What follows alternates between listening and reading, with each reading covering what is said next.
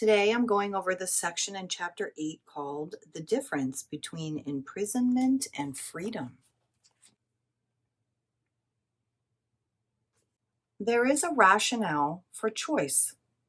Only one teacher knows what your reality is. If learning to remove the obstacles to that knowledge is the purpose of the curriculum, you must learn it of him. So, what obstacles are we learning to remove?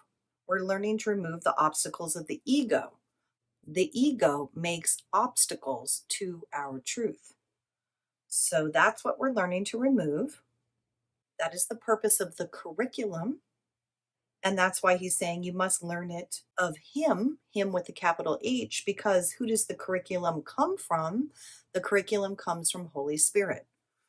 What is this curriculum? What is he talking about? Well, I'm going to remind you that the world is an illusion. It's a dream. It's not real. It's a projection coming from our mind.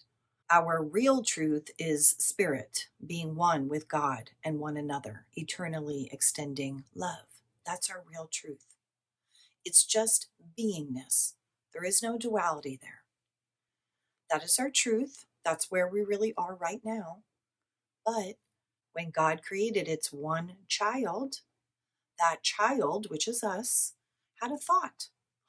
I wonder what it would be like to be separate from God.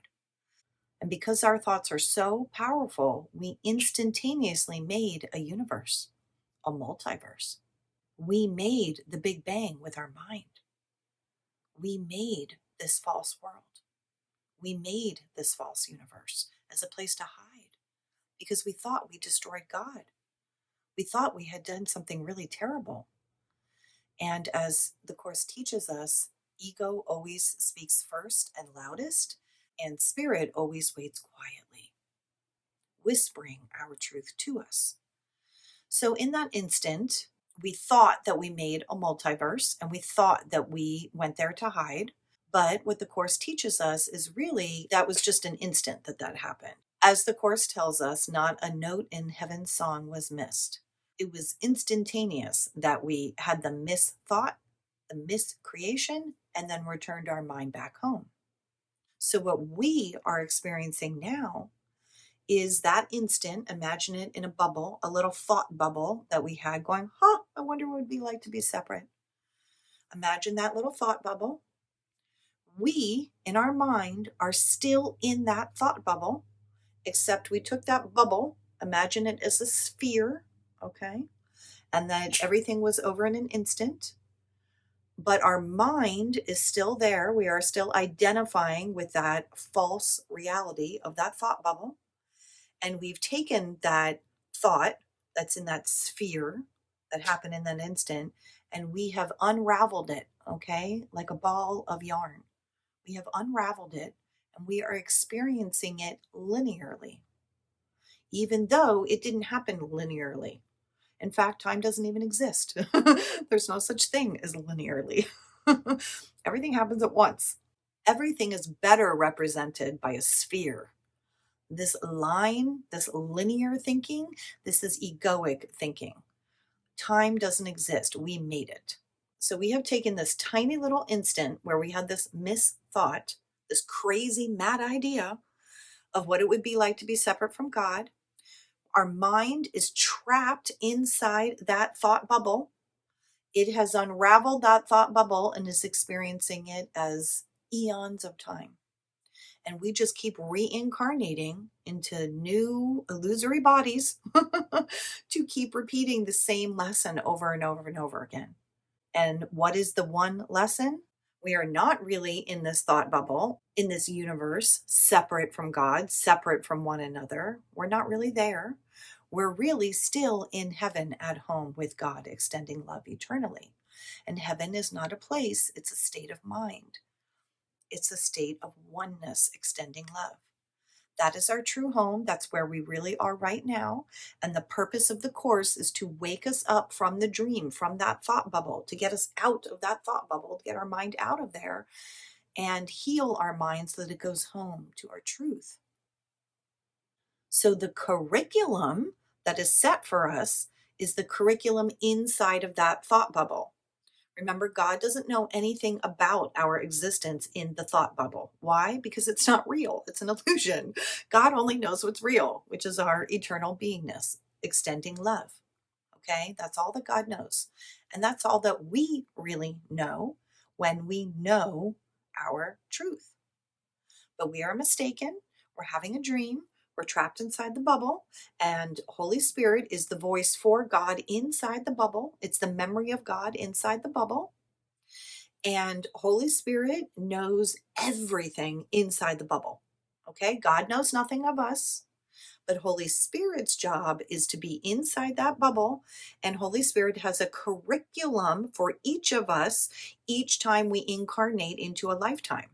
It's already set up. Why? Why is this curriculum already set up? Because remember, this tiny mad idea was over in an instant.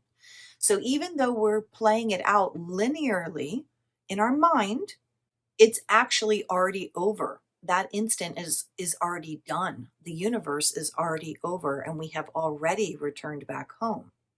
So because it's already done, the script is written. What has happened in this bubble, the script is already written, and the curriculum is already set. It's set by Holy Spirit. Now, even though it's already written and it's set and it's all done and over with, and we're just acting out the script, we're just acting out what our part is, there is wiggle room in there as far as our choices, as far as how our curriculum goes, how our illusory lifetime goes. We do have choices. And remember, the Course explains to us that Jesus or Holy Spirit, doesn't matter, it's all the same, we're all one, will collapse time for us when we forgive. So when we remember our truth, that helps us heal this crazy mad idea that we're having, this thought, and return our mind back home. That's what helps us, is forgiving, when we are remembering that this is a dream and what our truth is. So every time we do that, we practice forgiveness and we take our attention away from the false thought bubble, and we put our attention back on our truth, which is extending love eternally with God, being one. When we do that, we are learning our lesson, we are learning our curriculum, and therefore certain timelines within our curriculum are collapsed. Lessons are collapsed. Lessons go away because we don't need to learn them anymore. The teacher, who is Holy Spirit, adapts the curriculum to the student of where we are. So the more we forgive, the less we need to learn within the curriculum of our illusory lifetime. Okay? So that is the curriculum. It's your lessons that are set up for you with your avatar in your personal lifetime that you appear to be experiencing.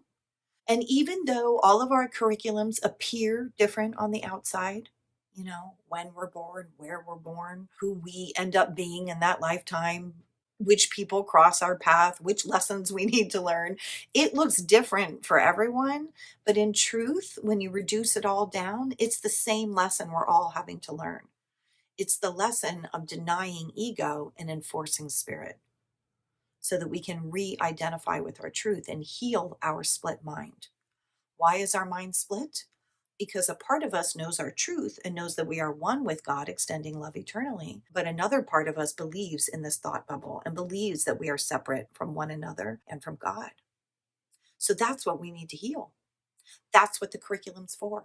The curriculum is to teach us to exit the false thought bubble and to return to our truth. That's what the curriculum's for. And it's Holy Spirit who is teaching us this curriculum. The ego does not know what it is trying to teach. It is trying to teach you what you are without knowing what you are. It is expert only in confusion. It does not understand anything else. As a teacher, then, the ego is totally confused and totally confusing. Even if you could disregard the Holy Spirit entirely, which is impossible, you could still learn nothing from the ego because the ego knows nothing. So those are all just words to explain the same thing that I just said. Ego knows nothing because it's trapped inside this false illusory thought bubble. It doesn't know what or who it is because it's trapped inside this illusory thought bubble. So that's why we can't learn anything from the ego. The ego is totally confused and totally confusing.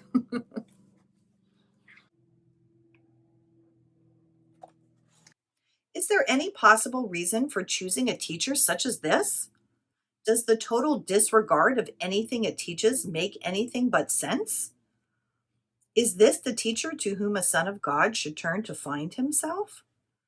The ego has never given you a sensible answer to anything, simply on the grounds of your own experience with its teaching. Should not this alone disqualify it as your future teacher? Yet the ego has done more harm to your learning than this alone. Learning is joyful if it leads you along your natural path and facilitates the development of what you have. When you are taught against your nature, however, you will lose by your learning because your learning will imprison you. Your will is in your nature and therefore cannot go against it. So he's reminding us that the ego goes against our nature. The ego and its thoughts, its beliefs are not natural to us. And that's what brings us pain. And what brings us joy is to be in alignment with our true nature, which is spirit. And we learn to identify with that true nature by giving our mind over to spirit, by identifying with spirit, by learning who and what we truly are from spirit. The ego cannot teach you anything as long as your will is free, because you will not listen to it. It is not your will to be imprisoned because your will is free. That is why the ego is the denial of free will. It is never God who coerces you because he shares his will with you. His voice teaches only in accordance with his will. But that is not the Holy Spirit's lesson because that is what you are. The lesson is that your will and God's will cannot be out of accord because they are one. This is the undoing of everything that the ego tries to teach. It is not then only the direction of the curriculum that must be unconflicted, but also the content.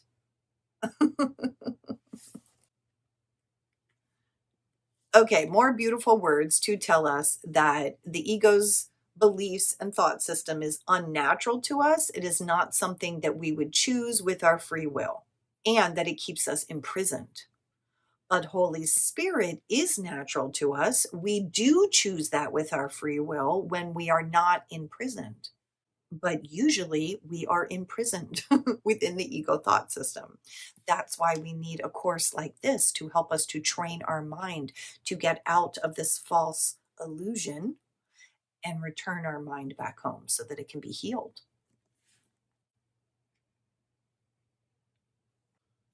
The ego tries to teach you that you want to oppose God's will. This unnatural lesson cannot be learned, and the attempt to learn it is a violation of your own freedom, making you afraid of your will because it is free. The Holy Spirit opposes any imprisoning of the will of a son of God, knowing that the will of the Son is that of the Father's. The Holy Spirit leads you steadily along the path of freedom, teaching you how to disregard or look beyond everything that would hold you back. So the ego wants us to be imprisoned. It's teaching us the opposite of God's will. The reason that this unnatural lesson cannot really be learned is because it is an attempt to learn something that is a violation of our own freedom. What is our own freedom? Our truth, being one with one another and with God. And he's explaining that the ego makes us afraid of our own will because it is free. The ego has taught us to want to be imprisoned within the ego's thought system. It's kind of like Stockholm syndrome.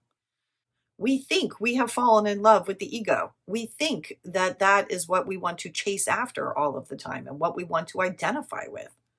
But it's not true. We were deeply confused. And our mind is being held captive by this thing called ego. So that's why he's telling us that the Holy Spirit opposes any imprisoning of the will of God, knowing that our will is the same as God's. And so he's telling us that the Holy Spirit is leading us to our freedom because he's leading us to our truth. How is he doing that? He's teaching us how to disregard or look beyond everything that would hold you back. That means disregarding or looking beyond the illusion. Don't believe the illusion. So that's what I'm always telling you that practicing forgiveness is. It's overlooking the world of form, the 3D world, the illusory world, overlooking it, knowing that no one's really out there, that it's just a projection coming from our own mind. And that the whole purpose of this world that you see out there is to forgive it, is to overlook it, is to deny it, to tell yourself in your mind, oh, wait a minute, none of this is true, none of this is real, it's just a projection from my mind. Therefore, since I'm feeling upset with this thing that's out there, I'm going to forgive it, meaning overlook it, deny it, look beyond it, and instead see the truth, which is spirit, to see the love and the light that's really there and not get fooled by the illusion of separation. That's what he's teaching us to do. That's in the curriculum. We have said that the Holy Spirit teaches you the difference between pain and joy. That is the same as saying he teaches you the difference between imprisonment and freedom, right? Because imprisonment is pain and freedom is joy. The ego keeps us imprisoned and in pain, and spirit releases us, frees us, and brings us to joy. You cannot make this distinction without him because you have taught yourself that imprisonment is freedom, right? That's the Stockholm syndrome I was talking about. Believing them to be the same, how can you tell them apart? Can you ask the part of your mind that taught you to believe that you are the same to teach you how they are different? Right? So he's saying, could the ego, who thinks you're separate, possibly teach you the truth, which is that you are one? No, the ego has no idea who we are. But we keep trying to find all of our answers in the ego's illusory world. That's why it never works, because there's nothing there except lies. The Holy Spirit's teaching takes only one direction and has only one goal. His direction is freedom, and his goal is God. Yet he cannot conceive of God without you, because it is not God's will to be without you. When you have learned that your will is God's, you could no more will to be without him than he could will to be without you, because we are one with God. This is freedom, and this is joy. Deny yourself this, and you are denying God his kingdom, because he created you for this. So, what he's saying is that first there was God, and then God created a child. That's us. And that is the kingdom, is God and his one child extending love eternally. That's what the kingdom is. And that is our true home, where we are right now, one with God and one another, extending love eternally. That's our real home. So it's not God's will to be without us. And in fact, it's impossible for God to be without us. When I said, all power and glory are yours because the kingdom is his, this is what I meant. Okay, we have another Bible quote correction here. The will of God is without limit, and all power and glory lie within it. It is boundless in strength and in love and in peace. It has no boundaries because it created all things. By creating all things, it made them part of itself. You are the will of God because that is how you were created. Because your creator creates only like himself, you are like him. You are part of him who is all power and glory and are therefore as unlimited as he is. Okay, so that is what he meant by all power and glory are yours, because the kingdom is his. The kingdom is his with a capital H, meaning God's. God created the kingdom, but God also created us. And we are one with God. We are the same as God. And that's why all power and glory are yours. That's why it's ours, all the power and the glory in the kingdom of heaven, because we are one with God. This is what God willed. God willed us into creation, and God's will is for us to be one, extending love eternally. Now, that is what we're really doing. We never stopped doing it. We're just dreaming that we stopped doing it. We have dissociated from our truth. To what else except all power and glory can the Holy Spirit appeal to restore God's kingdom? His appeal then is merely to what the kingdom is and for its own acknowledgement of what it is. When you acknowledge this, you bring the acknowledgement automatically to everyone because you have acknowledged everyone. A beautiful way to talk about practicing forgiveness. By your recognition, you awaken theirs, and through theirs, yours is extended. Awakening runs easily and gladly through the kingdom in answer to the call for God. This is the natural response of every son of God to the voice for his creator, because it is the voice for his creations and for his own extension. Beautiful words to talk about practicing forgiveness, where he's reminding us that when we remember who we are and who everyone else really is, which is spirit, we are helping ourselves and everyone else to remember who they really are in that moment, because all minds are joined. They are joined unconsciously. We are all one. It is an illusion that we are all these separate beings. Separation is not real. It's an illusion of the ego. It's a false representation of the ego's split mind. We are not really split.